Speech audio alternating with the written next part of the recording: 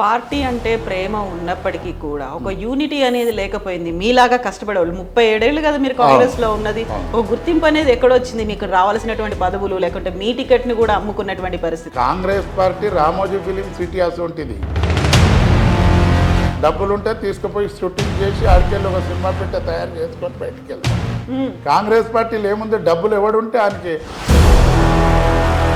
సిట్టింగ్లు అంతమంది పార్టీని వదిలిపెట్టుకోవడానికి కారణం ఏందనుకుంటున్నారు? ఎవరన్నా వస్తే రాళ్లతోటి కొట్టాలి పార్టీల మారిన వాళ్ళ ఎమ్మెల్యేలను అన్నారు. నిజంగా కాంగ్రెస్లో కష్టపడ్డ కార్యకర్తలు ఏం కావాలి? ఈ కొడుకులను అందరినీ బోకి పింతలతోటి కొట్టాలి వాళ్ళు.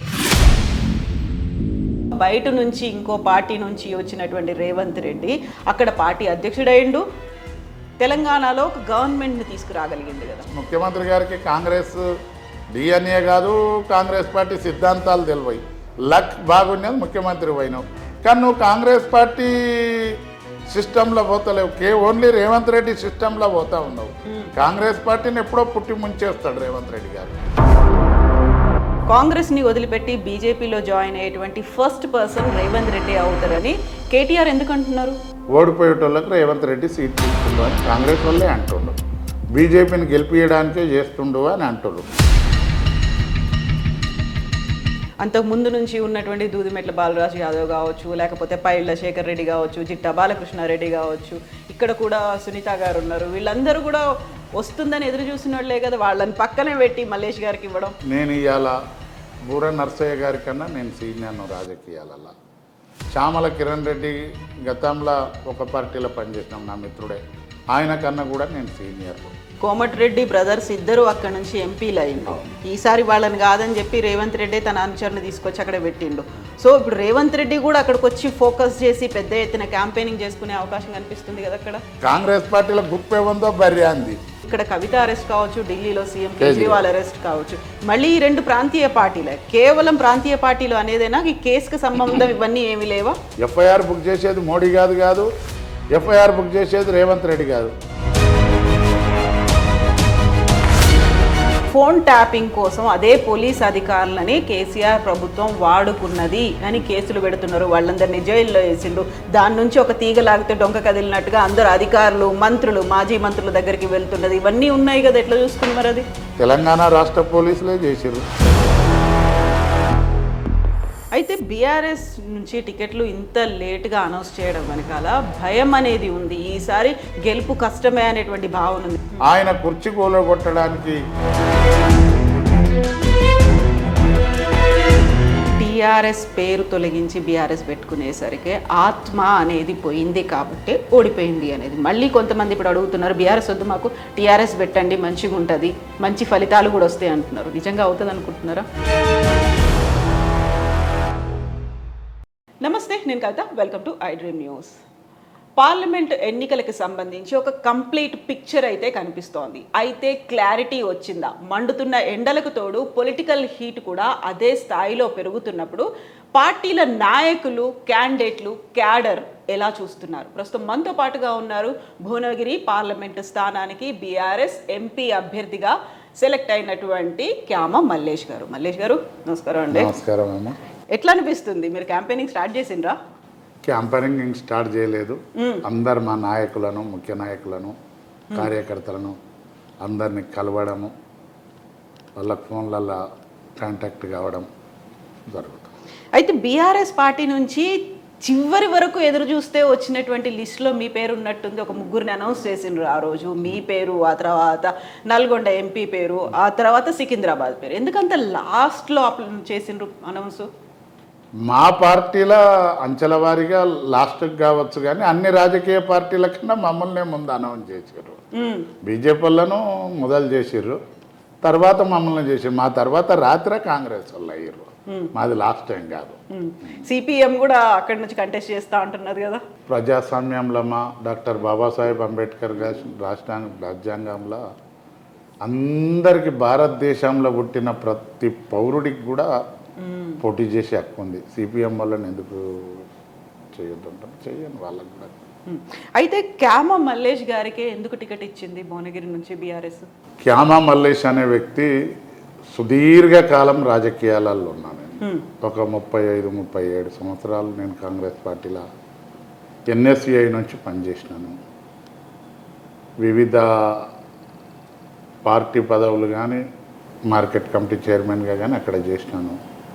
ఒకసారి కాంగ్రెస్ పార్టీ నుంచి కూడా కంటెస్ట్ చేయడం జరిగింది. జిల్లా కాంగ్రెస్ ప్రెసిడెంట్గా ఉన్నాను. కంటెస్ట్ చేస్తే మా పార్టీలోనే కొంతమంది ఇండిపెండెంట్ చేసి నన్ను ఓడగొట్టడం జరిగింది. అయినా కాంగ్రెస్ అధికారంలో లేనప్పుడు జిల్లా కాంగ్రెస్ ఉమ్మడి రాష్ట్రంలో కూడా జిల్లా కాంగ్రెస్ ప్రెసిడెంట్ ఉండి నేను 13 నుంచి 18 వరకు బాగా పనిచేశాను. 10 ఏళ్ళు నాకు టికెట్ ఇస్తారంటే కాంగ్రెస్ పార్టీలో ఇక జగమెరిగిన సత్యం, కాంగ్రెస్ పార్టీలో టికెట్లు అమ్ముకుంటుంటారు. అట్లనే నా టికెట్ను కూడా అమ్మితే అప్పుడు నేను బాధ చెంది అప్పుడు గౌరవ ముఖ్యమంత్రి కేసీఆర్ గారు, అప్పుడు కేటీఆర్ గారు పిలిచి నన్ను నీకు అన్యాయం జరిగింది, నువ్వు మంచి కష్టపడే తత్వం డిసిప్లిన్గా ఉండే వ్యక్తి, నీకు సేవ చేసే అవకాశం కల్పిస్తామని చెప్పినందుకు అప్పుడు నన్ను నా మీద ప్రత్యర్థిగా ఉన్న బూర నరసయ్య గౌడ్ గారు మా ఎంపీ ఉండే, ఆయన ఇప్పుడు దానం నాగేందర్ గారు ఇద్దరు కలిసి నన్ను బీఆర్ఎస్ పార్టీలకు తీసుకుపోయారు. ఆ ఇద్దరు వెల్కమ్ చెప్పిండ్రు. ఇప్పుడు ఆ ఇద్దరు బీఆర్ఎస్ పార్టీలో లేరు. ఒకరు బీజేపీకి పోయిండ్రు, ఒకరు కాంగ్రెస్కి పోయిండ్రు కదా. ఇప్పుడు అదే బూర నరసయ్య గౌడ్ మిమ్మల్ని బీఆర్ఎస్ పార్టీలోకి తీసుకొచ్చిండ్రు. బట్ అదే బూర నరసయ్య గౌడ్ భువనగిరి నుంచి కంటెస్ట్ చేస్తున్నారు, బీజేపీ నుంచి, మీరు బీఆర్ఎస్ నుంచి. ఎట్లా చూస్తుండ్రు మీరు ఇప్పుడు? బూర నరసయ్య గౌడ్ గారు డాక్టర్, పోటీ చేసిండు, రాజకీయాలతో సంబంధం లేకుండా కేసీఆర్ గారు అవకాశం ఇచ్చారు, ఎంపీగా గెలిచిండు. ఈ ప్రాంతంలో ఎంపీగా తనుండి 5 సంవత్సరాలు, మళ్ళీ అవకాశం ఇచ్చింది పార్టీ, ఓడిపోయిండు. ఓడిపోయినాక ఒక ఎన్నికలు అనేది 5 సంవత్సరాలకు ఒకసారి జరుగుతుంది. 5 సంవత్సరాల వరకు వేచి చూచేది ఉండే, కానీ మరి ఆయన ఎందుకో భారతీయ జనతా పార్టీలో చేరిండు. చేరి ఇప్పుడు ఇప్పుడు ఎంపీగా మళ్ళీ బీజేపీ నుంచి పోటీ చేస్తూ ఉంటాడు. ఆయన బీజేపీలో చేరడం వల్లే మల్లేష్ గారికి భువనగిరి ఎంపీగా కంటెస్ట్ చేసే అవకాశం వచ్చిందా? అమ్మ, రాజకీయాలకు కొంతమంది నైతిక విలువలు ఉన్నాయి. మల్లేష్కి అవకాశం వచ్చిందా అనేది కాదు. నాగేందర్ గారు బీఆర్ఎస్కి వెళ్ళి ఎమ్మెల్యేగా గెలిచి ఇవాళ మళ్ళా అదే ఎమ్మెల్యే పదవి ఉంచుకొని ఇప్పుడు కాంగ్రెస్కి వెళ్ళి ఎంపీ అడుగుతాము. అంటే ఇక ఏముందన్నట్టు మల్లేష్ గారు ఓ పార్టీలకు వెళ్ళి మల్లేష్ ఇంట్లోకి వచ్చిండు, అందులో తప్పేం లేదు. నేనేదో అందులో పదవులు అనుభవించో ఆ పార్టీతోటి లాభపడో కాదు, నా చెమటను దారపోసిన 20-30 ఏళ్ళు కార్యకర్త కాడికి వెళ్ళి. కాబట్టి అట్లేముండదు. నేనేదో పార్టీ మారింది అంటే నాకు అన్యాయం జరిగితే నేను పార్టీ. బోల్డ్ అంత కాంపిటీషన్ కనిపించింది కదా బీఆర్ఎస్ పార్టీలో. మల్లేష్ గారి పేరు అనౌన్స్ చేసే ముందే ఇంటర్నల్గా ముందు నుంచి ఉన్న వాళ్ళు మాకు కావాలని రికమెండేషన్స్ చేసుకున్నారు, లేకుంటే పోయి అక్కడ లాబీయింగ్లు చేసుకున్నారు. వాళ్ళందరికీ కాదని మల్లేష్ గారికి ఎందుకు ఇచ్చిండ్రు? కేసీఆర్ గారికి అపారమైన రాజకీయ అనుభవం ఉంది. ఈ రాష్ట్రాన్ని, ఈ ప్రజలను ఎలాంటి ఇబ్బంది జరగకుండా పాలన అందియాలనే సంకల్పం ఉంది వారికి. నేను ఈ పార్లమెంట్ సెగ్మెంట్లో సామాజిక న్యాయం పాటించాలి, సమర్థవంతమైనటువంటి పనిచేసేటువంటి సమర్థత నాకుంది అని గ్రహించి సర్వేలు చేయించి మా పార్లమెంటు పరిధిలో ఉన్న 7 కంటెస్టెడ్ ఎమ్మెల్యేస్, ప్రజెంట్ ఎమ్మెల్యే పల్లె రాజేశ్వరరెడ్డి గారు, జిల్లా మంత్రి జగదీశ్వరరెడ్డి గారు, వీళ్ళందరి అభిప్రాయాన్ని తీసుకొని నన్ను సెలెక్ట్ చేయడం జరిగింది. ఇప్పుడు సర్వేలు చేసి కేవలం మీకే ఇచ్చిండ్రా, మిగతా అన్ని సెగ్మెంట్లకు కూడా సర్వేలు చేసే ఇచ్చిండ్రా?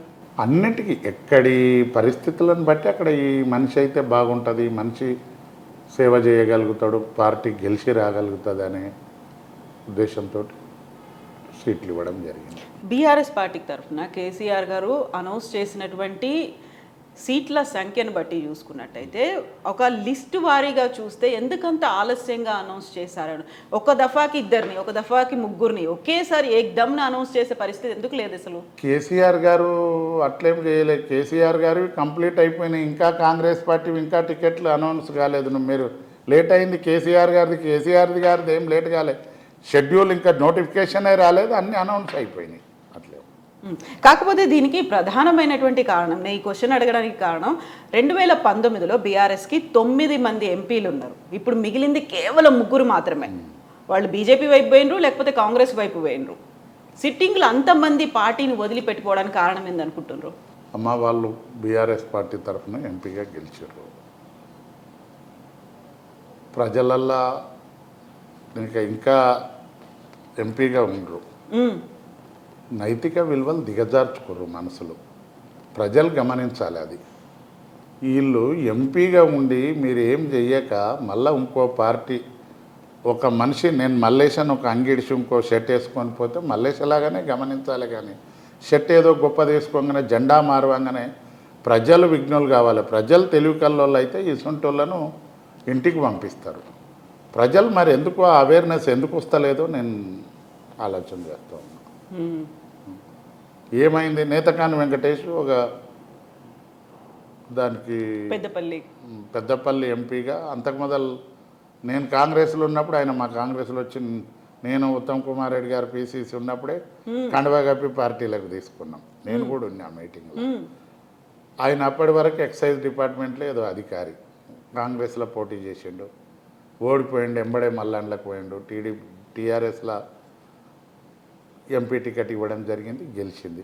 ఆ ఎంపీ పదవి వాంగనే మళ్ళీ కాంగ్రెస్లోకి పోయింది. ఏమవుతుందని గుణపాఠం చెప్పారు కదా కాంగ్రెస్ వాళ్ళు. ఇప్పుడు ఇవ్వలేదు కదా, ఇవ్వలేదు. అంత తొందరగా అంత ఎవరైనా పార్టీలు మారడం, పార్టీలల్లో పదవులు అనుభవించి మారడం కరెక్ట్ కాదు. నీకు అన్యాయం జరిగితే మారితే దానికి ఒక అర్థం ఉంటుంది. కానీ నువ్వు అన్నీ అనుభవించి అన్నీ చేసి అట్లా మారితే ఎట్లా చెప్పండి? అయితే బీఆర్ఎస్ నుంచి టికెట్లు ఇంత లేట్గా అనౌన్స్ చేయడం వెనకాల భయం అనేది ఉంది. ఈసారి గెలుపు కష్టమే అనేటువంటి భావన ఉంది. ఎందుకంటే మొన్ననే అధికారం కోల్పోయిన తర్వాత ఇప్పుడున్న దాంట్లో కూడా వెనకడుగేస్తున్నారు. బీఆర్ఎస్లో ఉంటే ఇక భవిష్యత్తు ఉండదు, బీఆర్ఎస్లో ఉంటే మేము గెలవలేము అనే పక్కపాటిలోకి పోతున్నారు. అదే మాట కూడా వాళ్ళు చెప్పారు కదా ఒకసారి టికెట్ అనౌన్స్ చేసిన తర్వాత. ఈ ఎగ్జాంపుల్ ఎందుకంటే అంటే చేవెళ్ల నుంచి రంజిత్ రెడ్డిని అనౌన్స్ చేస్తే ఫస్ట్ డే పని చూసుకోమని చెప్పిన తర్వాత కూడా 2 నెలల తర్వాత లేదు నేను ఇక్కడ నుంచి కంటెస్ట్ చేయనని కాంగ్రెస్లోకి వెళ్ళిన, కాంగ్రెస్లో టికెట్ తెచ్చుకున్నారు కదా. ఈ బీఆర్ఎస్లో ఉంటే గెలవలేమనే ఆలోచన వాళ్ళకి ఎందుకు వచ్చింది? రంజిత్ రెడ్డి గారినే మీరు అడిగితే బాగుంటుంది. ఎప్పుడన్నా ఇంటర్వ్యూ చేసి రంజిత్ రెడ్డి గారికి ఏం 2 ఎంపీ అయ్యిండు. ఆయన చేసుకున్న వ్యాపారాలు ఆయన అన్నీ మాలాంటి వాళ్ళకన్నా కేటీఆర్ గారిని రోజు కాదు నెలకోనాడు కూడా కలవడానికి అవకాశం. పొద్దున్న లేస్తే కేటీఆర్ గారు చుట్టే ఉండేది. అన్నీ చేసుకుంటూ వాళ్ళు ఎప్పటికున్నా వాళ్ళ స్వలాభం కొరకు చూసుకుంటారు. కానీ అది ప్రజలు గమనించాలి. రాత్రి కేఎల్ఆర్ గారు బాగానే అన్నారు. నిజమైన కాంగ్రెస్ కార్యకర్తలు కూడా గమనించాలి. పార్టీలు ఏ పార్టీ సిద్ధాంతమైనా మంచిదే ఉంటుందమ్మా. నక్సలైట్ల సిద్ధాంతం కూడా వాళ్ళు చెప్పే యాంగిల్గా మంచిదే ఉంటుంది. కానీ మనసులో ఇటువంటి దొంగ సరుకు తయారైంది. వాని గిట్టుబాటు కొరకు పార్టీలు మారుస్తూ ఉంటారు. ప్రాంతీయ పార్టీలలోనే ఆ నకరాలు నడవాయి. నాయకుడు ఇక్కడనే ఉంటాడు కాబట్టి. జాతీయ పార్టీ కాంగ్రెస్ పార్టీని నేను పార్టీని మాత్రం అనను. ఇక్కడ స్థానిక నాయకుడు రేవంత్ రెడ్డి గారు ఏమన్నారు? ఎవరన్నా వస్తే రాళ్లతోటి కొట్టాలి పార్టీల మారిన వాళ్ళ ఎమ్మెల్యేలను అన్నాడు. మరి బుద్ధి ఉండాలి కదా. ఇప్పుడు అన్ని పార్టీలు మారిన వాళ్ళని నిజంగా కాంగ్రెస్లో కష్టపడ్డ కార్యకర్తలు ఏం కావాలి? ఈ కొడుకులను అందరినీ బోకిపింతలతోటి కొట్టాలి వాళ్ళు. అప్పుడు కొడితే సిగ్గు వస్తుంది. దానం నాగేందర్ గారికి ఇస్తావు, సునీతా మహేందర్ రెడ్డి గారికి ఇస్తావు, రంజిత్ రెడ్డి గారికి ఇస్తావు, ఎంతమందికి ఇస్తావు? ఇంకా ఎంతోమందికి ఇస్తావు నువ్వు. కాంగ్రెస్ పార్టీలో లేరా కార్యకర్తలు? కష్టపడ్డ వాళ్ళు చాలామంది ఉన్నారు. రేవంత్ రెడ్డి గారు దేశ చక్కనుంది, 10 ఏళ్ళు వచ్చిండు, ముఖ్యమంత్రి అయిపోయాడు. 40-45 ఏళ్ళకెళ్ళి కష్టపడ్డ వాళ్ళు గాంధీ భవన్ల చుట్టూ తిరుక్కుంట పాపం. పార్టీ అంటే ప్రేమ. వాళ్ళు నిజమైన కాంగ్రెస్లు. రేపు కాంగ్రెస్ పార్టీ మళ్ళీ 5 ఏళ్ళ నాడు మళ్ళీ మా దాంట్లోకి వస్తారు ఈ కొడుకులు. పార్టీ అంటే ప్రేమ ఉన్నప్పటికీ కూడా ఒక యూనిటీ అనేది లేకపోయింది. మీలాగా కష్టపడేవాళ్ళు 37 ఏళ్ళు కదా మీరు కాంగ్రెస్లో ఉన్నది. ఒక గుర్తింపు అనేది ఎక్కడొచ్చింది? మీకు రావాల్సినటువంటి పదవులు లేకుంటే మీ టికెట్ని కూడా అమ్ముకున్నటువంటి పరిస్థితి. ఇవన్నీ అయినప్పటికీ కూడా ఒక బయట నుంచి ఇంకో పార్టీ నుంచి వచ్చినటువంటి రేవంత్ రెడ్డి అక్కడ పార్టీ అధ్యక్షుడైండు. తెలంగాణలో ఒక గవర్నమెంట్ని తీసుకురాగలిగిండు కదా. ఒకటి కులంకుశంగా చెప్పాలంటే ప్రజలకు ఇవాళ సీనియర్ పాపం పొత్తూరు వెంకటేశ్వరరావు గారు బతుకుంటే కూడా ఆయనది ఎవడు చూడకపోవు. మ్మ్. ఇప్పుడు తీన్మార్ మల్లన్న సొంటి ఉంది పెట్టగానే అందరూ చూస్తూ ఉంటారు. రేవంత్ రెడ్డి గారిది కూడా అంతకన్నా మంచి. అలా జీవన్ రెడ్డి గారు ఎవరు కాంగ్రెస్ పార్టీలో, సుదర్శన్ రెడ్డి గారు ఎవరు కాంగ్రెస్ పార్టీలో. ఒక్కొక్క కులము మతము అది ఇదని కాదు, వ్యక్తులు చాలామంది మంచోళ్ళు ఉర్రు. వాళ్ళు మాట్లాడితే ఎవరు చూసే పరిస్థితి లేదు. రేవంత్ రెడ్డి గారు ఏదో మాటలు మాట్లాడి కేసీఆర్ గారినో కేటీఆర్ గారినో ఆ కాంగ్రెస్ను కూడా చితక మాటలు తిట్టిండు. సోనియా గాంధీ గారిని బలిదేవత అన్నాడు. ఆ మాటలకు ప్రజలతో నా వీక్నెస్ ఉంది. కొంతమందికి డోళ్ళు బ్యాండ్లు సప్పుళ్ళు కొడితే పూనకం వస్తుంది, అంటే ఆ వీక్నెస్ అన్నట్టు. ప్రజలకు కూడా ఇసొంటి వాళ్ళ మాయ మాటలు నమ్మే వీక్నెస్ ఉన్నంతకాలం వాళ్ళు చలామణి అవుతారు. రేవంత్ రెడ్డి ఏదో కాంగ్రెస్ పార్టీకి ఉరగబెట్టింది కాదు, ఆ మాయ మాటలతోటి ప్రజల్లో హైప్ క్రియేట్ చేసుకుంటూ కొన్ని టీఆర్ఎస్ టికెట్ల విషయంలో కానీ కొంత 2 సార్లు అయినందుకు దాని లోపంగా అక్కడ రావడం జరిగింది. సో ఇప్పుడు మీకు అనౌన్స్ చేసినప్పుడు కేసీఆర్ గారు ఏం చెప్పిండ్రు అసలు? నాకేం చెప్పిండమ్మా, మల్లేష్ నువ్వు మంచిగా ఉంటుంది, నీ పట్ల ప్రజలలో మంచి అభిప్రాయం ఉంది, పార్టీ అభిప్రాయం కూడా బాగుంది, నువ్వు పోటీ చేయి, నేను నీకు టికెట్ ఇస్తున్నా అని చెప్పిండు. సరే సార్ నేను చేస్తాను అని చెప్పాను. అంతకు ముందు నుంచి ఉన్నటువంటి దూదిమెట్ల బాలరాజు యాదవ్ కావచ్చు, లేకపోతే పైళ్ళ శేఖర్ రెడ్డి కావచ్చు, జిట్టా బాలకృష్ణారెడ్డి కావచ్చు, ఇక్కడ కూడా సునీత గారు ఉన్నారు. వీళ్ళందరూ కూడా వస్తుందని ఎదురు చూసిన వాళ్ళే కదా, వాళ్ళని పక్కనే పెట్టి మల్లేష్ గారికి ఇవ్వడం. పైళ్ళ శేఖర్ రెడ్డి గారు 2 పర్యాయాలు ఎమ్మెల్యే, మంచోడు ఆయన, ఆనెస్ట్, ఇవ్వంది ₹1 తీసుకునే ఎమ్మెల్యే కాదు. ఎమ్మెల్యేగా పోటీ చేసిండు, ఓడిపోయిండు. ఆయన బీఆర్ఎస్ టికెట్ అడగలేదు. బాలరాజు నా తమ్ముడే, కార్పొరేషన్ చైర్మన్ ఇచ్చిర్రు. జిట్ట బాలకృష్ణారెడ్డి గారు గతంలో టీఆర్ఎస్లో పనిచేసిండు, కాంగ్రెస్లకు పోయిండు, బీజేపీలకు పోయిండు, యువ తెలంగాణ పార్టీ పెట్టిండు. మళ్ళా ఈ 3 నెలలనే 3 పార్టీలు మట్టి బీఆర్ఎస్లోకి వచ్చిండు. సరే అదంతా పెద్దలు కేసీఆర్ పార్టీ అధ్యక్షుడు వారు చూసుకుంటారు. ఇక సునీతకు నాకు సంపూర్ణమైన సహకారం చెప్పింది ఆమె. శేఖర్ రెడ్డి గారు కానీ సునీతక్క గారు కానీ ఎవరైనా చెప్పారు. అందరికీ ఆశ ఉంటుంది, ఎవరైతే సమర్థుడు, ఎవరైతే అక్కడ ఆ పరిస్థితిని బట్టి ఆ ప్రాంతంలో విన్నింగ్ ఛాయిస్ ఎవరికి ఉంటుంది అని పార్టీ నాయకుడు చూస్తారు.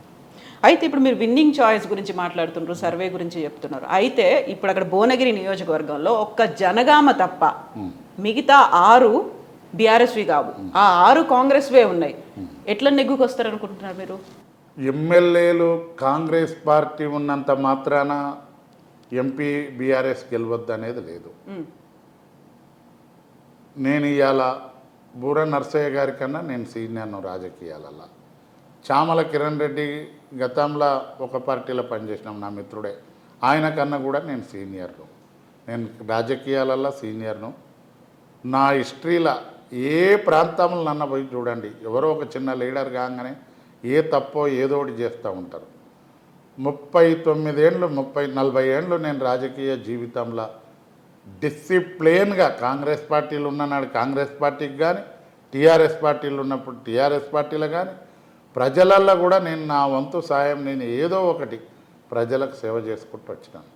మా ప్రాంతంలో ఏ గరీబులకు ఆపద వచ్చినా, మంచి పరిస్థితి కానీ, శుభకార్యం కానీ, అశుభకార్యం కానీ, నా ఇంటికి ఎవ్వరు వచ్చి నన్ను సహాయం కోరినా నా సోదరులు అనుకొని నేను సహాయం చేసే మనిషిని.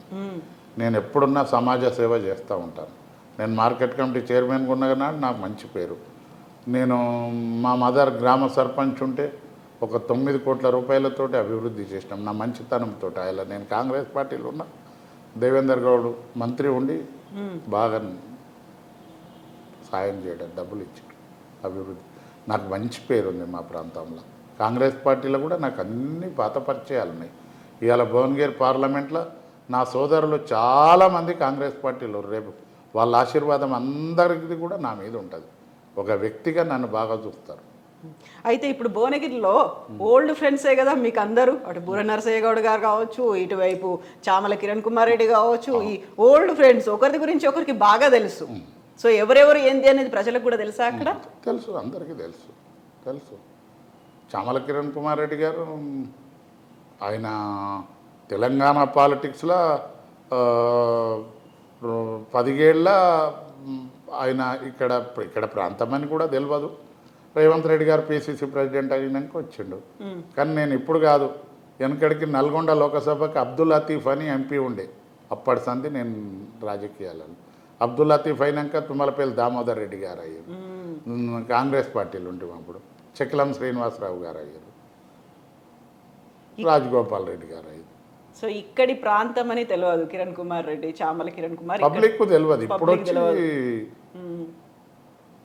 అయితే ఇప్పుడు భువనగిరి అనేది ఎవరి అడ్డా అవుతుంది, ఆ గురి ఎవరి కుదురుతుంది అనేది దాంట్లో ఒక ఎక్కువ బాగా వినిపిస్తుంది. మొన్నటిదాకా కోమటిరెడ్డి బ్రదర్స్ది ఎక్కువ పట్టుంది అని. ఫస్ట్ దాని రాజగోపాల్ రెడ్డి అందులో ఎంపీ అయినరు, ఆ తర్వాత బూర నరసయ్యగౌడ అయినరు, ఆ తర్వాత వెంకటరెడ్డి అయినరు, ఇప్పుడు మళ్ళీ బరిలోకి దిగినరు. కాకుంటే ఈసారి కోమటిరెడ్డి బ్రదర్స్ కాకుండా రేవంత్ రెడ్డి అనుచరుడు, ఆయన క్లోజ్ ఫ్రెండ్ అయిన కిరణ్ కుమార్ రెడ్డిని పెట్టినరు అనేది. సో ఇక్కడ గ్రూప్ రాజకీయాలు కనిపిస్తున్నాయా కాంగ్రెస్లో? కాంగ్రెస్ పార్టీలో గ్రూప్ రాజకీయాలు ఏందమ్మా? గ్రూప్ రాజకీయాలు Congress party Ramoji film city అసొంటిది. కాంగ్రెస్ పార్టీ, ఈ తెలంగాణ కాంగ్రెస్ పార్టీ ఎవడన్నా డబ్బులుంటే తీసుకుపోయి షూటింగ్ చేసి ఆడికెళ్ళి ఒక సినిమా పెట్టే తయారు చేసుకొని బయటికి వెళ్తారు. కాంగ్రెస్ పార్టీలు ఏముంది, డబ్బులు ఎవడుంటే ఆయనకి. చామల కిరణ్ కుమార్ రెడ్డి కన్నా కష్టపడ్డోళ్ళు లేరా? భువనగిరిలో ప్రమోద్ కుమార్ ఉండు, పోతంశెట్టి వెంకటేష్ ఉండు, ఎంతోమంది వాళ్ళు చిన్నప్పటి సంది కాంగ్రెస్ పార్టీకి పనిచేసినాడు. చామల కిరణ్ రెడ్డి ఏం చేసిండని? చామల కిరణ్ రెడ్డి వీళ్ళకన్నా ఎక్కువ చేసిండే. డబ్బులు పెట్టినట్టారా? డబ్బుల కొరకే. ముఖ్యమంత్రి గారికి దగ్గర ముఖ్యమంత్రి గారు వచ్చి ఏమనాలంటే ఆయన మాట్లాడిన మాటలు ఆయలా ఏదో కాంగ్రెస్ పార్టీ ముఖ్యమంత్రి గారికి కాంగ్రెస్ డిఎన్ఏ కాదు, కాంగ్రెస్ పార్టీ సిద్ధాంతాలు తెలివై. లక్ బాగున్నది ముఖ్యమంత్రి పోయినావు, కానీ నువ్వు కాంగ్రెస్ పార్టీ సిస్టంలో పోతలేవు. ఓన్లీ రేవంత్ రెడ్డి సిస్టంలో పోతా ఉన్నావు. కాంగ్రెస్ పార్టీని ఎప్పుడో పుట్టి ముంచేస్తాడు రేవంత్ రెడ్డి గారు. కాంగ్రెస్ పార్టీ వాళ్ళు ఎవరు రంజిత్ రెడ్డి కాంగ్రెసా? మహేందర్ రెడ్డి కాంగ్రెసా? ఎవరు కాంగ్రెసు? ఆ సురేష్ షెట్కర్ గారికి ఇచ్చారు కాంగ్రెస్ పార్టీ, వంశీచందర్ రెడ్డి గారికి ఇచ్చారు కాంగ్రెస్ పార్టీ. కాంగ్రెస్ పార్టీలు ఏంది, అంతా ఒక కుటుంబంలో 3 4 ఇదే పరిస్థితి. కష్టపడ్డ కార్యకర్తలు చాలామంది ఉన్నారు. ప్రజలు గమనించాలి. ఎవరు నిజమైన కాంగ్రెస్ కార్యకర్తలకు కూడా నేను విజ్ఞప్తి చేస్తూ ఉన్నా మీ ద్వారా. కాంగ్రెస్ కార్యకర్తలు ఎవరైనా నిజమైన కాంగ్రెస్ అభిమానులు ఉంటే ప్రతిఘటించాలి ముఖ్యమంత్రి గారు తీసుకున్న నిర్ణయం. ఆ క్యాండిడేట్ను ఓడగొడితేనే ఒకసారి బుద్ధి వస్తుంది. భావితరాలకు రాజకీయాలంటే ఏదో పెత్తందారి ఎవరో గుప్పేవందో బర్యాంది అనే కార్యక్రమంతో నడిపిస్తే నమ్మకం కూడా పోతుంది. ప్రజలకు ఒక రకమైన ఏవగింపు వస్తుంది. రాజకీయాలంటే ఇట్లనే అనే పరిస్థితి వస్తుంది. నేను అందరినీ కూడా మీ ద్వారా మనవి చేస్తూ ఉన్నా, ఇలాంటి ద్రోహులను, ఇలాంటి కార్యకర్తలకు ద్రోహం చేసే నాయకులను తప్పకుండా ప్రజాక్షేత్రంలో బుద్ధి చెప్పాలని నేను మనవి చేస్తూ ఉన్నా. ఎంతకి తీసుకున్నారంటారు ఇక్కడ టికెట్ని? అమ్మిర్రు చామల కిరణ్ అనేది కాదు, నేను అమ్మిర్రా అమ్మలేదా నాకు తెలియదు. ఇవాళ రంజిత్ రెడ్డి గారి కన్నా మరి కాంగ్రెస్ పార్టీలో కష్టపడ్డవాళ్ళు లేరా? ఇలా కేఎల్ఆర్ లేడా? దానం నాగేందర్ కన్నా బంతు రామ్మోహన్ తెచ్చిరి, దానం నాగేందర్కి తెచ్చిరి, రామ్మోహన్ కూర్చోబెట్టి నాగేందర్కి ఇచ్చిరి. మహేందర్ రెడ్డి కన్నా పనిచేసేటోళ్ళు లేరా? ఉప్పల్ల శివారెడ్డి గారు సీనియర్ కాంగ్రెస్ పార్టీని కష్టకాలంలో నిలబెట్టిండు. సర్పంచ్గా, మున్సిపల్ చైర్మన్గా. ఇప్పటికీ అదే కాంగ్రెస్ పార్టీ. కార్పొరేటర్ టికెట్ ఇవ్వకుండా ఆయన ఫ్యామిలీకి ఆయన కాంగ్రెస్ అలాంటి వాళ్ళని తెచ్చి చేయాలి. కాంగ్రెస్ పార్టీని నేను విమర్శిస్తలేను. కాంగ్రెస్ పార్టీ అంతా చెప్తే కదా, రామోజీ ఫిలిం సిటీలో సినిమా పెట్టే తయారు చేసుకున్నట్టు వచ్చి వీళ్ళంతా వచ్చేసి ఆక్వై చేసుకోరు. అసలు కాంగ్రెస్ను నాశనం చేసేసి ఇవాళ క్యాబినెట్లు ఎవరమ్మా కాంగ్రెస్? అస్సలు కాంగ్రెస్ వాళ్ళు దామోదర్ రాజనరసింహ గారు, బట్టి గారు, శ్రీధర్ బాబు గారు, పొన్నం ప్రభాకర్ గారు. కడమల్లో ఎవరు కాంగ్రెస్? ఒరిజినల్ కాంగ్రెస్ అంతా బయట వాళ్ళది. అంటే కాంగ్రెస్ వాళ్ళ జూపల్లి కృష్ణారావు గారు 12 పార్టీలు మారుస్తాడు, వస్తాడు మంత్రి. తుమ్మల నాగేశ్వరరావు గారికి కాంగ్రెస్కి ఏం సంబంధం అమ్మా? పొంగులేటి శ్రీనివాసరెడ్డి గారికి కాంగ్రెస్ పార్టీకి ఏం సంబంధం? సీతక్క గారు మొన్న వచ్చారు. కొండా సురేఖ గారు కాంగ్రెస్ ఉండే వైఎస్ఆర్ సిపిఐ తెలంగాణ మళ్ళీ కాంగ్రెస్ కాంగ్రెస్ పార్టీలో దొంతి మాధవరెడ్డి ఉండు. ఆయన ఇండిపెండెంట్ ఉండి కూడా అందరు టీఆర్ఎస్ దౌర్ల టీఆర్ఎస్ కోలే కాంగ్రెస్కి అసోసియేట్ సభ్యుడిగా ఉన్నాడు. అలాంటి వాళ్ళకి లేదు. అదెక్కడి కాంగ్రెస్ పార్టీ అమ్మా? కాంగ్రెస్ పార్టీ ఒకప్పటి కాంగ్రెస్ పార్టీ ఖతమైపోయింది. ఇలా కమర్షియల్ కాంగ్రెస్ పార్టీ తయారైంది. అది అయినప్పటికీ కూడా మొన్న బీఆర్ఎస్ని ఓడించి కాంగ్రెస్నే కదా గెలిపించింది, ప్రభుత్వాన్ని ఏర్పాటు చేయించింది, ప్రజలే కదా ఓట్లేసింది కాంగ్రెస్ కదా. పార్టీ కార్యకర్తలు తొందరలో ఇంకొక ఏడాది లోపల తిరుగుబాటు చేస్తారు. ప్రజలకు అన్ని కళ్ళబొల్లి మాటలు చెప్పారు. 6 గ్యారంటీలు అన్నారు, ఒక 400 హామీలు ఇచ్చారు. డిసెంబర్ 9 నాడు నేను 2 లక్షల రుణమాఫీ చేస్తున్నా అన్నాడు రైతులకు. రైతు భరోసా 15,000 ఇస్తానన్నాడు. 2,500 మహిళలకు ఇస్తా అని చెప్పిండు. ఏ కార్యక్రమం? ఒక ఫ్రీ బస్సులు ఉన్నాయి, ఫ్రీ చేసేసిండు అంతే. ఇంకేం చేసి ఇలా పుణ్యాత్ముడు కాలు పెడితే ఏదో అవుతుందన్న సామెత ఉంది తెలుగులో, తెలంగాణలో. ఆయన వచ్చిండు, కరువు తాండవిస్తూ ఉంది. గ్రామాలలో మంచినీళ్ళు లేవు. ముందు చూపుతోటి ఎలక్ట్రిసిటీ కేసీఆర్ గారి నాయకత్వంలో వచ్చిన 2 ఏళ్లలో పునరుద్ధరించి ఒక సెకండ్ కూడా కరెంటు పోకుండా కరెంటును కాపాడిండు. రేవంత్ రెడ్డి గారికి గెలిచిన నెల రోజులు ముఖ్యమంత్రిగా సంతోషం ఉన్నది. ఇప్పుడు అటు ఇటు ఆయన కుర్చీ చూసుకుంటే సరిపోతుంది. ఆయన కుర్చీ కూలగొట్టడాల్సిన అవసరం టీఆర్ఎస్ వాళ్ళకి ఏమీ లేదు.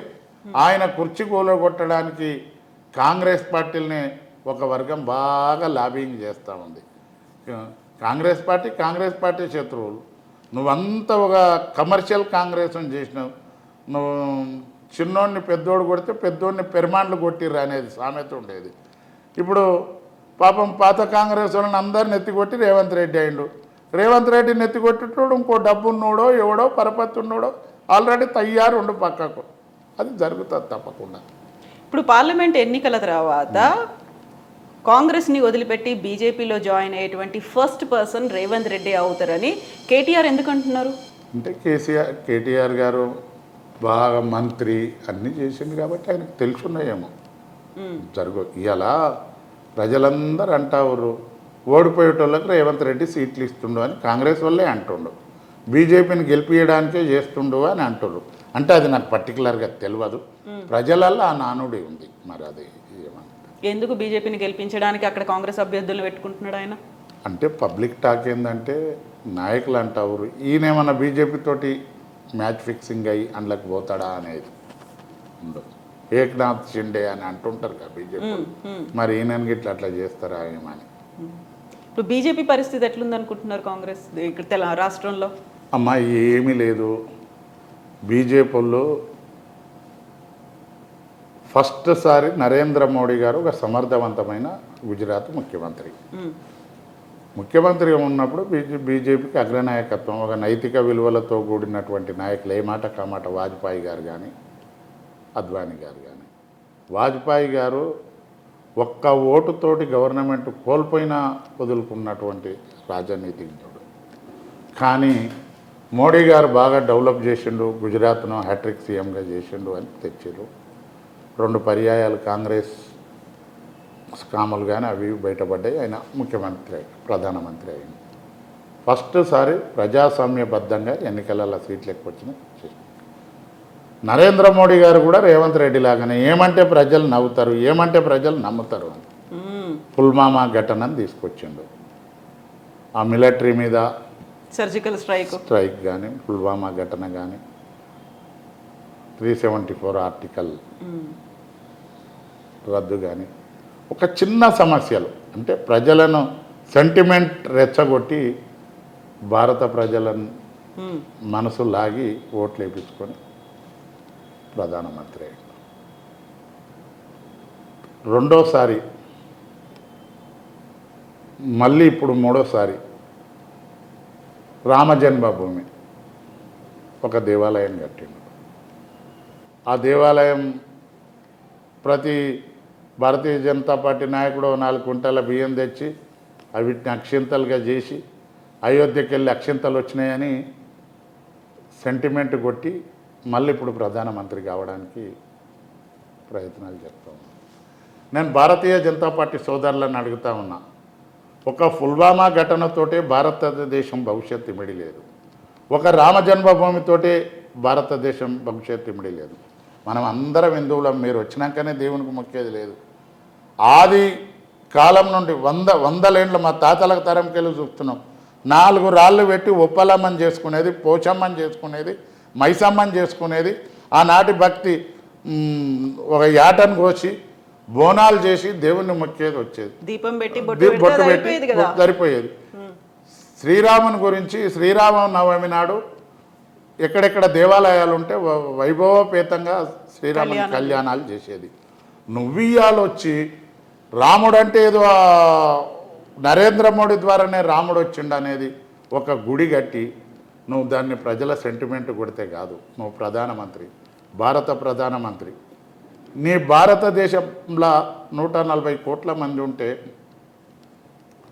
దాదాపు ఒక 40 కోట్ల మందికి అన్నమో రామచంద్ర 2 పూటల తిండి లేని ప్రజలు భారతదేశంలో. భారతదేశంలో ఒక 40% గ్రామాలకు రోడ్డు సౌకర్యం లేని గ్రామాలు ఉన్నాయి. కరెంట్ ఎట్లుంటుందో తెలియని గ్రామాలు ఉన్నాయి. కొంతమంది ప్రజలైతే అడవి మనుషుల్లాగా బతుకుతారు. గుట్టలల్లా చెట్లల్లా తాటిపాకలు కాదు ఉట్టి బట్టలు లేకుండా బతికే ప్రజలు. ఇంకా కొన్ని ప్రాంతాలలో ఆటవిక రాజ్యం. నీ గుజరాత్లో కానీ ల్యాండ్ ఆర్డర్ లేదు, ఐటీ రంగం లేదు. ఇవాళ నువ్వు అలాంటి విడిచిపెట్టి కేవలం ప్రజల సెంటిమెంట్ను దోసుకొని ఓట్లు వేయించుకుంటే నేను భారతదేశ ప్రజల విద్యావంతులను అందరినీ మనవి చేస్తా ఉన్నా. ఇలాంటి మోసపు మాటలతోటి చేస్తే భారతదేశం భావితరాలకు మోక్షం ఉండదు. తప్పకుండా ఒకసారి ఆలోచన చేయాలి. ఇవాళ భారతదేశం ఒక హిందూ మతం గురించి రెచ్చగొడతాం. మేము అందరం హిందువులమే, అయినా హిందువులమే, కాకుండా హిందువులమే. కానీ భారతదేశంలో ఒక హిందువులదే కాదు కదా, హిందువులే ఆనాడు నుండి. నీ భారతీయ జనతా పార్టీ నిన్నమన్న పుట్టింది, నీ జనతా పార్టీ పుట్టింది. జనతా పార్టీలకి వెళ్ళదు నీదో పిల్ల కాల్వ బీజేపీ అయింది. ఇవాళ వచ్చి హిందూయిజం గురించి నువ్వేంది చెప్పేది? హిందూయిజం మీన్స్ స్వామీజీలు, ఖురాన్ చదివితే మత పెద్దలు, క్రైస్తవులల్లో ఫాస్టర్సు, సిక్కులల్లో వాళ్ళు సర్దార్జీలు, గురునానక్లు. నువ్వేం లేదు. అయోధ్యలో గుడి కట్టితే కూడా జగద్గురు శంకరాచార్యులది కూడా లేదు, నీదే పెద్దగుంది. కేవలం ఇదొక రాజకీయ వ్యాపారం చేస్తారు హిందూ మతం ముసుగుల. మేమందరం హిందువులం, మాకెందుకు నువ్వు నేర్పేది? అయితే ఈసారి అబ్కీ బార్ 400 పార్ అనేది ఒక నినాదం తీసుకున్నారు. ఈసారి మాకు 400కు పైగా వస్తాయని అంటున్నారు కదా, కాదంటారా? రావా? ఎట్లేస్తారమ్మా ప్రజలు? తప్పకుండా అలా కొన్ని రోజులు ఈ మాటలు, ఈ అబద్ధాలు చెప్తా ఉన్నాను కదా. మోడీ గారిది సంవత్సరానికి ఒక కొత్త వేషం వేస్తాడు. పోయినసారి ఎన్నికలకు అది, ఇప్పుడు ఈ మాట రామ జన్మభూమి. విఘ్నులు ప్రజలు తెలుసుకుంటారు. కొన్ని రోజులకు ఇది చెప్పేది అవాస్తవం అనుకున్నప్పుడు తప్పకుండా ఆయనకు బుద్ధి చెప్పే రోజులు వస్తాయి. ఇలా భారతదేశం నువ్వు ప్రపంచ దేశాలల్లో అగ్రరాజ్యం చేయాలంటే అది కాదు. అమెరికాలో ఉంది. ఇలా ఏ మారుమూల ప్రాంతమైన డెవలప్డ్ కంట్రీ. ఐటీ కానీ ఎంతో టెక్నాలజీ పరంగా ముందుకు పోతాముంది. నువ్వు 40% మంది అంధవికారంగా దారిద్ర్య రేఖకు దిగువని ఉంటే నువ్వు విడిచిపెట్టి నువ్వేదో ప్రజల సెంటిమెంట్ కోరి భయపెట్టించి, భారతీయ జనతా పార్టీకి సిద్ధాంతాలు ఎక్కడున్నాయి? ఇలా 9 మందో 10 మంది క్యాండిడేట్లు వేరే పార్టీలకు వెళ్ళి పోయిన వాళ్ళకి టికెట్లు ఇచ్చారు. అలా క్యాండిడేట్లే గతి లేరు. ఏదో కొత్త సీసాల పాత సారా పోయంగానే మనుషులు సీసన్ కొరక తింటారా, సారం తాగుతారా? వీళ్ళు పాతోళ్ళే కదా. ఇప్పుడు కాంగ్రెస్ పార్టీలకు వెళ్ళి పోయిన వాళ్ళకి, బీఆర్ఎస్ పార్టీలకు వెళ్ళి పోయిన వాళ్ళకే టికెట్లు ఇచ్చినావు. వేసే ప్రజలు కూడా ఆలోచన చేస్తారు. ఇలా బుర్ర నరసయ్య గౌడ్ గారు ఆయన వృత్తిరీత్యా డాక్టర్, మంచి డాక్టరు, ఎంపీ అయినవు. ఇంట్లో చేయండి బీజేపీ టీఆర్ఎస్ పార్టీలు ఉండగా తెల్ల నాయర్ షర్ట్ వేసేది. ఇప్పుడు ఎర్ర నాయర్ షర్ట్ వేసుకొని పోగానే బుర్ర నరసయ్యలు ఏమన్నా వేరేమన్నా నరసయ్య గిట్ల వచ్చి ఆవరించిండా? పార్టీ మారవంగానే ప్రజలు ఎట్లేస్తారు? ఆయనకు కూడా 5 ఏళ్ళు ఎంపీగా చేసిండు. నువ్వేం చేసినావు అనేది చూస్తారు కదా. తప్పకుండా మేము ప్రజల ముందు పోతాం. ఏదున్నా చెప్తాం, మేము చేసే కార్యక్రమాలు చెప్తాం. ఈ ప్రాంతంలో అందరికీ పరిచయం. నేను కేసీఆర్ గారు చేసిన కార్యక్రమాలు ఉన్నాయి. ఇవాళ కేసీఆర్ గారు ఉండగా సస్యశ్యామలంగా ఉండేది. ఇవాళ ఒక ఇబ్రాహీంపట్నం కాన్స్టిట్యున్సీ మినాయిస్తే 6 కాన్స్టిట్యున్సీల రైతులు విలవిల అల్లాడిపోతారు. వర్షాలు ఎండిపోయినాయి, తాగునీటికి ఇబ్బంది వచ్చింది, కరెంటు పోతా ఉంది. ప్రజలు తప్పకుండా ఆలోచన చేస్తారు. అయితే ఎందుకని కాంగ్రెస్ బీజేపీ ఒకటే అనేది బీఆర్ఎస్ పదే ఎందుకు చెప్తోంది ఈ మధ్యన? ఒక్క సామెత చెప్పాలమ్మా, కాంగ్రెసు బీజేపీ ఎలాంటి వాళ్ళు అంటే ఒక బావ బొమ్మర్ది ఇద్దరు ఉండేది వెనకడికి. వాళ్ళిద్దరు దొంగలే. బావ వృత్తిరీత్యా దొంగనే, బొమ్మర్ది వృత్తిరీత్యా దొంగనే. బావ బొమ్మర్దులు కాబట్టి ఏదైనా పండుగకో పబ్బానికో ఒకరింటికి ఒకటి పోతాడు. బావ ఇంటికి బొమ్మర్ది పోయినప్పుడు బావ వంతాడేమో నేను దోసుకపోదామని బొమ్మర్ది చూస్తాడు. ఓయమ్మో నేను వంతే దోసుకపోతాడేమని బావ చూస్తాడు. ఆడు ఈడు ఇద్దరు నిద్రపోరు. బీజేపీ కాంగ్రెస్ దోస్తాన అటువంటిది. ఇద్దరు దొంగలే. వీని మీద వాడు, వాని మీద వీడు చేసుకొని ప్రాంతీయ పార్టీలను ఏదో నెపాలు పెట్టి, ఈడీని పెట్టి, ఐటీని పెట్టి, ఇట్లా పెట్టి హరాజ్ చేయడానికి చూస్తావురు. కానీ ఈ రాష్ట్రం ఇవాళ తెలంగాణ రాష్ట్రం 10 సంవత్సరాలలో ఎంత అభివృద్ధి చేసిండు ముఖ్యమంత్రి గారు. ఇప్పుడు మీరు ప్రాంతీయ పార్టీలని వాళ్ళు ఇట్లా కష్టపెడుతున్నారు అంటే, ఇక్కడ కవిత అరెస్ట్ కావచ్చు, ఢిల్లీలో సీఎం కేజ్రీవాల్ అరెస్ట్ కావచ్చు, మళ్ళీ ఈ 2 ప్రాంతీయ పార్టీలే. కేవలం ప్రాంతీయ పార్టీలు అనేదేనా? ఈ కేసుకు సంబంధం ఇవన్నీ ఏమీ లేవా? అమ్మా, ఇది డెమోక్రసీ, రాజరికం కాదు. ఈ డెమోక్రసీని కిల్ చేసి ఒక రాజరికంలాగా తెస్తే పరంపర ఇవాళ ఈ చేయడం అది తప్పు. సరే, కేసులుంటే విచారణ చెయ్యి, అధికారులే కదా. ఎఫ్ఐఆర్ బుక్ చేసేది మోడీ కాదు, ఎఫ్ఐఆర్ బుక్ చేసేది రేవంత్ రెడ్డి కాదు. మరి అధికారులకు బుద్ధి లేదా? నాడు తప్పు చేస్తే తప్పు అనాలే. అధికారం బాగానే తీసి లోపటేసుడేనా? కేజ్రీవాల్ గారు ఒక నీతికి నిజాయితీకి అన్నా హజారే గారి స్ఫూర్తితోటి ఆయన రాజకీయాలకు వచ్చిండు. ఒక నీతివంతమైన రాజకీయాలు చేస్తూ ఉండు, ఆయనను కూడా లోపటేస్తూ ఉండు. కవిత గారిది మరి ఏదో 2 ఏళ్ల సంధి చెప్తావురు. కేసీఆర్ గారి గవర్నమెంట్ ఓడిపోగానే కవిత గారిని లోపటేయాలన్నా? ఎవరున్నా ఎప్పటికీ రాజకీయం, ఎప్పటికీ అధికారం శాశ్వతం కాదు. తప్పక మళ్ళా వీళ్ళు వచ్చినాక కూడా వాళ్ళని అదే విధంగా చేస్తే ఇదొక ప్రజాస్వామ్యానికి ముప్పు వాటిల్లే పరిస్థితి ఉంటుంది. భారతదేశంలో ఉన్న పౌరులందరూ కూడా ఆలోచన చేయాలి. ఇప్పుడు భువనగిరికి సంబంధించి కామా మల్లేష్ గారు ఒక బీసీ అయినందున ఇచ్చిండ్రు అనే మాట అక్కడ వినిపిస్తుంది. అదొక పర్టికులర్గా అక్కడ కమ్యూనిటీ పాలిటిక్స్ అనేవి ఎక్కువ ఉన్నాయి, అక్కడ ఓటర్లు ఎక్కువ ఉన్నారు కాబట్టి మల్లేష్ అన్నకి ఇచ్చిండ్రు అనే మాట. అమ్మా, నేను కుల సంఘం నాయకుడిని కాదు. నేను రాజకీయాలలో వస్తే మా పార్లమెంటు పరిధిలో ఉన్న అందరి నాయకుల కన్నా, ఎమ్మెల్యేల కన్నా, అందరికన్నా నాకు పదవులు రాకుండొచ్చు. రాజకీయాలలో నేను ఎన్ఎస్యుఐ నుండి 1983 సంది రాజకీయాలలో ఉన్నా. నేను అందరికన్నా సీనియర్ను. నేను కూడా మంచిగా చదువుకున్నా. నేను కూడా అందరు నాయకులు కొంతమంది రాజకీయాలకు వచ్చినాక డబ్బులు సంపాదించి మేవంతులు కావచ్చు.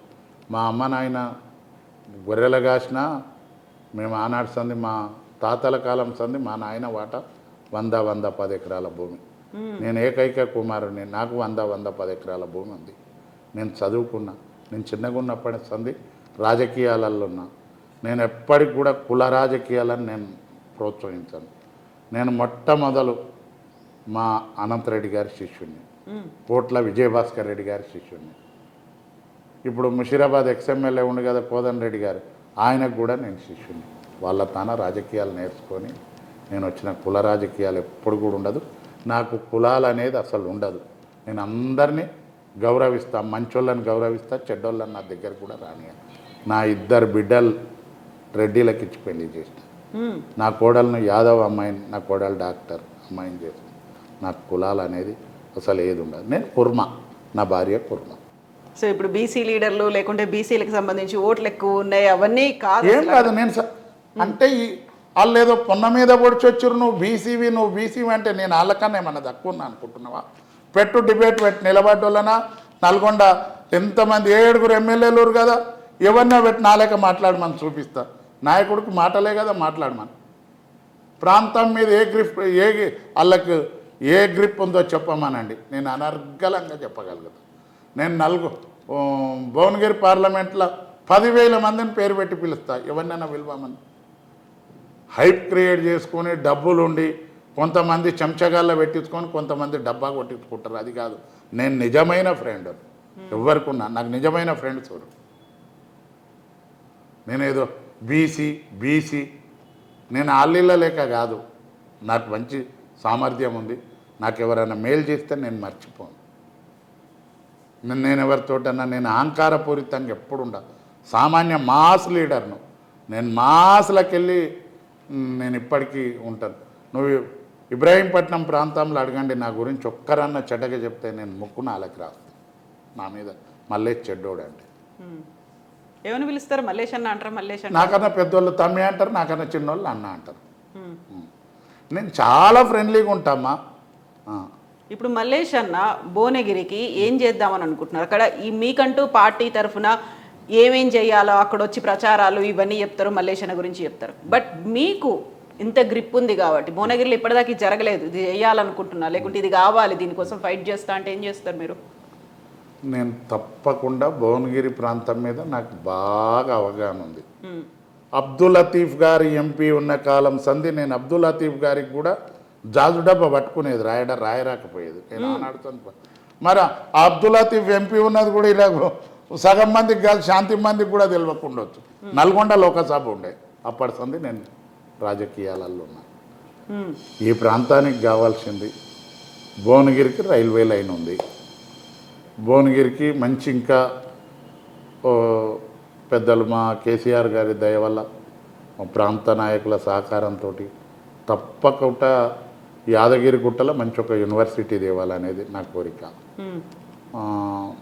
ఇంకా అట్లనే పోతే తుంగతుర్తి ప్రాంతంలో కూడా బాగా ల్యాండ్స్ ఉన్నాయి, అక్కడ కూడా ఐటీ తేవాలనేది నా ఆలోచన. మారుమూల గ్రామాలు ఆల్రెడీ ఇబ్రాహీంపట్నం మునుగోడు బాగా డెవలప్ అయింది, వీటి గురించి పెద్దగా లేదు. తుంగతుర్తి నకరేకల్ ఈ యాదగిరిగుట్ట మాలేరు జనగామ భువనగిరి ఆ 2 ప్రాంతాలలో మంచి ఎడ్యుకేషన్ హబ్స్ తీసుకొచ్చి ఇండస్ట్రీస్ తీసుకొస్తే కేంద్ర ప్రభుత్వంలో వెంకటరెడ్డి గారు ఎంపీ చేశారు, రాజగోపాల్ రెడ్డి గారు ఎంపీ చేశారు, నరసయ్య గారు ఎంపీ చేశారు. ఏం తీసుకురాలి, ఏం తీసుకొచ్చారు ఒక్కటి చెప్పండి. ఇప్పుడు కోమటిరెడ్డి బ్రదర్స్ ఇద్దరు అక్కడ నుంచి ఎంపీలు అయ్యిండు. ఈసారి వాళ్ళని కాదని చెప్పి రేవంత్ రెడ్డి తన అనుచరుని తీసుకొచ్చి అక్కడ పెట్టిండు. సో ఇప్పుడు రేవంత్ రెడ్డి కూడా అక్కడికి వచ్చి ఫోకస్ చేసి పెద్ద ఎత్తున క్యాంపెయినింగ్ చేసుకునే అవకాశం కనిపిస్తుంది కదా అక్కడ. రేవంత్ రెడ్డి గారు చేస్తారు. రేవంత్ రెడ్డి గారు తెచ్చిపెట్టిర్రు అంటే కాంగ్రెస్ పార్టీలనే అది జిస్కా లాటి ఉస్కా భైన్స్ అనేది ఒక చరిత్ర. కాంగ్రెస్ పార్టీలో గుత్పే ఉందో బర్రె అంది. ఇప్పుడు గుత్ప ఆయన చేతులు ఉంది, బర్రె ఆయన కొట్టుకపోతూ ఉండు. పాపం రాజగోపాల్ రెడ్డి వెంకటరెడ్డి గారిది కొద్దిగా అప్పర్ హ్యాండ్ కానట్టుంది, ఇలా మాట నెగ్గుబాటు కాలేదేమో. ముఖ్యమంత్రి ఆయన ఉండి ఆయన అవుతుంది. ఆయన వచ్చి చేస్తే రేవంత్ రెడ్డి గారి మాటలు ఒక్కటన్నా నిలబెట్టుకుందామా. కాంగ్రెస్ పార్టీని కష్టపడి కాంగ్రెస్ పార్టీని పెంచిన కార్యకర్తలను నాశనం చేసిండు. ఇలా కాంగ్రెస్ పార్టీ కార్యకర్తల మనోభావాలు దెబ్బతిన పెట్టిండు. అనుకుంటుర్రా మీరు గ్రామీణ స్థాయికి ఆడికి వెళ్ళి హనుమంతరావు దాకా కాంగ్రెస్ పార్టీ కార్యకర్తలు ఏడుస్తూ ఉర్రు మనసులలో. కానీ టీఆర్ఎస్ పార్టీలో ఇవాళ నాలాంటికి కూడా తీసుకుపోయి ఒక గుర్తించి ఇంటికాడ ఉంటే పిలిచి గౌరవం కేసీఆర్ గారు మాకు టికెట్ ఇవ్వడం జరిగింది. ఇలా కంచెల కృష్ణారెడ్డి గారికి అయితే ఏంది, నాకైతే ఏంది, పద్మరావు గౌడ్కి అయితే ఏంది. అయితే ఇక్కడ ఇట్లాంటి వాళ్ళందరూ సీనియర్లు అందరూ ఏడుస్తున్నారు అన్నప్పుడు విహెచ్ దగ్గరికి వెళ్ళిండ్రు, ఇంటికి వెళ్ళిండ్రు, మాట్లాడిండ్రు, నేనున్నా ఇట్లాంటిది ఏమి ఉండదు అన్నటువంటి ఒక భరోసా కూడా రేవంత్ రెడ్డి ఇచ్చి వచ్చిండ్రు కదా ఒక సీఎం హోదాలో. ఇవాళ అంటే విహెచ్ఎం చిన్న పిల్లగాడు అనుకుంటున్నావా అమ్మ? ఎంత కాంగ్రెస్కి ఎంత భీష్ముడు కాంగ్రెస్కి. రేవంత్ రెడ్డి గారి లాంటి వాళ్ళని ఎంతమంది సీఎంలో చూడవచ్చు. హనుమంతన్న రాజశేఖర్ రెడ్డి అసంటోనే దుమ్ము దులిపేది, విజయభాస్కర్ రెడ్డితోటి మంచిగా ఉండేది, కొట్లాడేది అందరితోటి. ఒక హనుమంతరావు గారే కాదు, కాంగ్రెస్ పార్టీల కార్యకర్తలు రోధిస్తారు. నిజమైన కాంగ్రెస్ పార్టీ కార్యకర్తలకు అన్యాయం చేస్తారు. అంత అదొక దుకాణం చెప్తే కదా, అదొక ఇండస్ట్రీ అయిపోయింది కాంగ్రెస్ పార్టీ. రాజకీయాల లాగానే చేయాలి కానీ రాజకీయాలను వ్యాపారం లాగా చేయొద్దు. ఇవాళ నేను నా ఇంటికి సామాన్య మానవుడు వచ్చినా వెల్కమ్. నా ఇంటికి ఒక సామాన్య మానవుడు పెళ్ళికి చెప్తే నేను పోతా, తినొస్తాడా. ఎవరికన్నా ఆపద పడితే పోయి సహాయం చేస్తా. కానీ నా ఇంటికాడ డిస్టెన్స్, సార్ మీద ఉండు, కింద వండుకుండు, లోపల వండుకుండు అనేది ఉండదు. నన్ను ప్రజలలో ఉండే మనిషిని, ఓపెన్ సీక్రెట్ అంట. అయితే మల్లేష్ అన్న ఇంకొక మాట చెప్పండి. ఇప్పుడు కేసీఆర్ పిలిచిండు, మా అందరికి టికెట్లు ఇచ్చిండు, లేకుంటే అందరినీ సమానంగా చూస్తాడు అనుకున్నప్పుడు ఈసారి నాయకులు లేకపోవడం వల్లే వెతుక్కునే పరిస్థితి వచ్చిందని, అట్లా ఒక సికింద్రాబాద్ ఎమ్మెల్యే పద్మారావు గారిని తీసుకొచ్చి మళ్ళీ అక్కడ క్యాండిడేట్గా పెట్టడం, ఒక ఎమ్మెల్సీని తీసుకొని వచ్చి మెదక్ ఎంపీగా పెట్టడం, ఎమ్మెల్యేలు ఎమ్మెల్సీలనే తీసుకొచ్చి పెట్టడం అనేది వెతుక్కుంటూ ఉండడం వల్లే ఇంత ఆలస్యమైంది అనే వాళ్ళకి ఏం చెప్తారు మరి మీరు? అమ్మ, మీరు అనేది తప్పు. పద్మారావు గారు వేరే పార్టీకి వెళ్ళి రాలేదు, వెంకట్రామరెడ్డి గారు వేరే పార్టీకి వెళ్ళి రాలేదు. కాంగ్రెస్ వాళ్ళు ఒక 6-7 మందిని వేరే పార్టీలలోకి వెళ్ళి తీసుకొని నాగేందర్ గారు మా పార్టీ ఎమ్మెల్యేని తీసుకుపోయి వాళ్ళ పార్టీ ఎంపీగా చేసుకుండు. రంజిత్ రెడ్డి గారు మా పార్టీ ఎంపీగా ఇప్పుడుండు, ఆయన వాళ్ళు ఎంపీగా చేసుకురు. బీఆర్ఎస్ పార్టీలో ఒక్క వ్యక్తి కూడా వేరే పార్టీకి వెళ్ళి వచ్చిన వ్యక్తిని ఒక్కరికన్నా టికెట్ ఇచ్చారేమో చెప్పండి. బీజేపీ వాళ్ళు మీద ఎంత పొడుగని చెప్పుకునేటోళ్ళు 9-10 మందికి ఇచ్చారు. సో యాదాద్రి డెవలప్మెంట్కి సంబంధించి ఇప్పుడు హైదరాబాద్ని ఆనుకొని ఉంది భువనగిరి, హైవే మీద ఉంది, మొత్తం అంతా రియల్ ఎస్టేట్ అయింది, ఇవన్నీ చెప్పుకుంటున్నారు. అండ్ యాదాద్రికి సంబంధించి అది ఎవరి కోటాలకు పోతుంది, మేమే డెవలప్ చేసినామనేది బీఆర్ఎస్ చెప్తుంది. కాకుంటే దాన్ని యాదాద్రి కాదు, ఇప్పుడు యాదగిరి గుట్ట చేస్తామనేది మళ్ళీ కాంగ్రెస్ పార్టీ చెప్తుంది కదా. ఆల్ ఫ్రీ అన్నట్టు ఏదో పెట్టిపోయినోడు పెయ్యల్లా విసికినట్టు సామెత చెప్పేది గ్రామీణ ప్రాంతాలలో. రేవంత్ రెడ్డి ఏం చేసిండనమ్మా, కాంగ్రెస్ పార్టీ ఏం చేసింది? యాదగిరి గుట్ట భక్తి శ్రద్ధ దేవుడు ఉండే అక్కడ, దాన్ని ఒక సంకల్పంతో ఈ ప్రాంతాన్ని అభివృద్ధి చేయాలి, తెలంగాణలో ఒక పెద్ద పుణ్యక్షేత్రాన్ని డెవలప్ చేయాలనే సంకల్పంతో కేసీఆర్ గారు దాదాపు కృష్ణశిలలతోటి ఆ నిర్మాణం ఏదో ఎవరో చేసిందంటే కాదు, ఒక చాణక్యులో చోళులో వెనకడికి ఎవరో ఒక హిస్టారికల్ రాజులు చేయాల్సినటువంటి పేరును తలదాన్ని ముఖ్యమంత్రి గారికి ఉన్న సంకల్పం కేసీఆర్ గారి యాదగిరిని నిర్మించి యాదగిరి గుట్టని చేయడం జరిగింది. యాదగిరి గుట్ట బదులు పొలాయిట్గా ఉంటుందని యాదాద్రి పెట్టిండేమో. రాగానే పేరు మార్చితే కాదు, మీరు పేరు మారవడమే కాదు, నువ్వు ముఖ్యమంత్రి ఉన్నావు యాదగిరి గుట్టని చేసి ఒప్పుకుంటారు ఇవ్వాలి. అది కాదు, ఇంకా దానికి ప్రత్యామ్నాయంగా నువ్వు వేములవాడ ఉంది డెవలప్ చేయి, ఇంకొక ఎన్నో టెంపుల్లు ఉన్నాయి, చెరువు గట్టు ఉంది డెవలప్ చేయి, మహబూబ్ నగర్లో ఎన్నో టెంపుల్లు ఉన్నాయి డెవలప్ చేయి. ఏదో గుట్టను తీసి యాదాద్రిని తీసి గుట్టాన్ని పెట్టంగానే ఒకట ప్రగతి భవన్ తన ఇనుప కంచెలు ఇనుపై గ్రిల్స్ తొలిగానే బద్దలు కొట్టినా అంటే ఏమైనా గన్ను పట్టుకొని బద్దలు కొట్టిండా, మిషన్లు పెట్టి తొలగియంగానే అది కూడా ఒక హిస్టరీనా? మేము మీడియా వాళ్ళు కూడా అట్లనే ఊర్రు అంటే కెమెరాలు పెడతారు, ప్రగతి భవన్ గేట్ను బద్దలు కొడుతుర్రు అని చెప్తా ఉంటారు. మీరు కొంత ఈ లీడర్లను తప్పుదోవ పట్టిస్తుర్రు అమ్మ. అయితే అప్పటిదాకా రానియలేదు కదా మరి, అప్పటికి ఆ కంచెలు తీసేసిండ్రు కాబట్టి ఒక ఫ్రీగా ఉన్నది లోపలికి పోవచ్చు అనేది ఉంది కదా. ముఖ్యమంత్రి గారు ఎవరున్నా మన తెలంగాణ ప్రాంత భద్రతా కారణాల దృష్ట్యా ఏ ముఖ్యమంత్రి గారికైనా సెక్యూరిటీ అది ఇది పెట్టేది ఇంటెలిజెన్స్ వ్యవస్థ. ముఖ్యమంత్రి గారు చెప్పు నాకు ఇంకా 4 కార్లు ఎక్కువ పెట్టు, నాకు ఇంత సెక్యూరిటీ పెట్టని చెప్పారు. సరే మరి ఆ పోలీస్ అధికారులు కావాలని అట్లా పెడతారా తెలియదు నాకు, కానీ పోలీసు వాళ్ళకి అక్కడి ప్రాంత ఆ భద్రత గురించి ఉంటుంది. అదే కర్ణాటకకు పోతే ముఖ్యమంత్రి గారికి 3 కార్లు ఉంటాయి, వెనుకొక స్కార్పియో ముంగటొక స్కార్పియో నడుమ ఫార్చునర్లో పోతాడు సిద్ధరామయ్య గారు. మరి మన తన పోతే 20-30 కార్లు ఉంటాయి. ఆడ ముఖ్యమంత్రి గారు అందులో బస చేసేది కాబట్టి సెక్యూరిటీ కొరకు ఇవన్నీ పెట్టారు. అదేదో కేసీఆర్ గారికి షోకుండి పెట్టించుకోలేదు, అది పోలీసు వాళ్ళే పెడతారు, అధికారులే పెడతారు. అధికారులే పెడతారు, పోలీసులే పెడతారు అనుకున్నప్పుడు ఇప్పుడు ఫోన్ ట్యాపింగ్ కోసం అదే పోలీస్ అధికారులని కేసీఆర్ ప్రభుత్వం వాడుకున్నది అని కేసులు పెడుతున్నారు. వాళ్ళందరినీ జైల్లో వేసిండ్రు. దాని నుంచి ఒక తీగ లాగితే డొంక కదిలినట్టుగా అందరు అధికారులు, మంత్రులు, మాజీ మంత్రుల దగ్గరికి వెళ్తున్నది, ఇవన్నీ ఉన్నాయి కదా. ఎట్లా చూస్తున్నారు అది? అమ్మా, ఇది ఈ కొత్త వరవడికి నాంది పలికారు భారతీయ జనతా పార్టీ వాళ్ళు, రేవంత్ రెడ్డి గారి సర్కారు. ఇవాళ కేంద్రంలో మోడీ గారు అధికారంలో ఉండి, మోడీ గారు నా నీతిమంతుడని 2014లో అధికారంలోకి వచ్చాడు. ఇవాళ ఆయన పదవి దొరికి కాపాడుకోవడానికి అడ్డదారులు దొక్కుతూ ఉండవు. ఈడీ, సిఐడి, ఈ ఇన్కమ్ ట్యాక్స్, సిబిఐ ఇవన్నీ పెట్టి మోడీ గారు అరెస్ట్ చేస్తారు. రాష్ట్రంలో రేవంత్ రెడ్డి గారు వచ్చారు. రేవంత్ రెడ్డి గారు ఫోన్ ట్యాపింగ్ అనేది కొంతమంది మీద గవర్నమెంట్ ఎప్పుడు చేసే చర్య అన్నట్టు. అది నేను పోలీసును కాదు చెప్తే విన్నాను.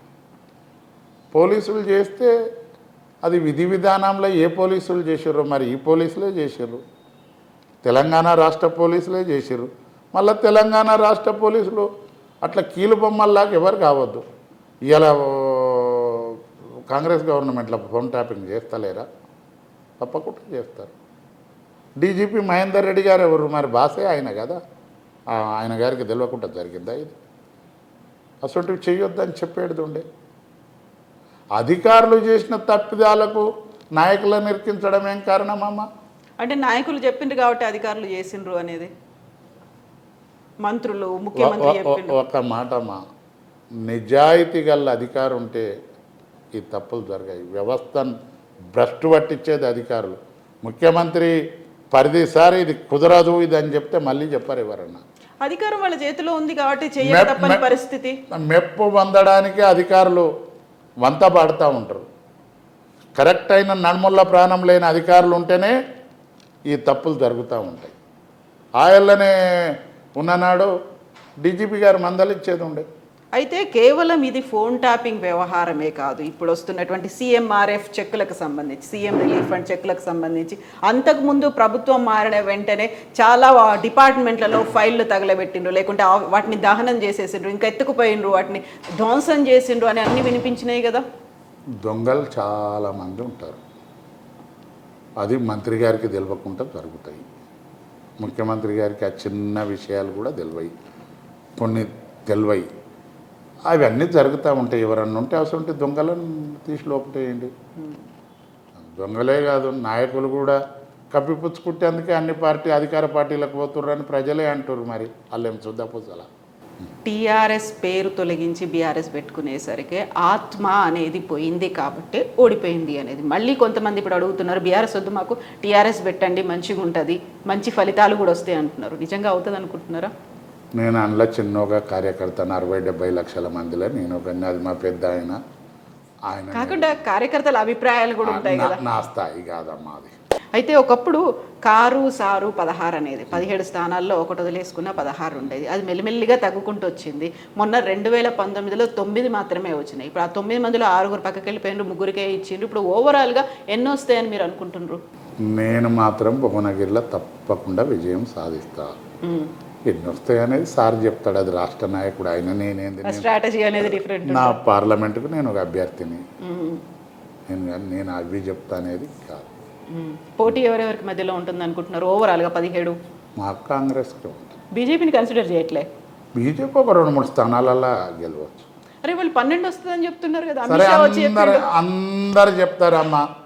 అమిత్ షా గారికి తెలియదేమో, కేంద్రంలో 2 సీట్లు ఉండే, అందులో కూడా మన తెలంగాణకి వెళ్ళి హన్మకొండకి వెళ్ళి జంగారెడ్డి గారు ఉండే, అటల్ బిహారీ వాజ్పేయి గారు ఓడిపోయారు, మాధవరావు సింధియా చేతుల, అద్వానీ గారు ఓడిపోయారు.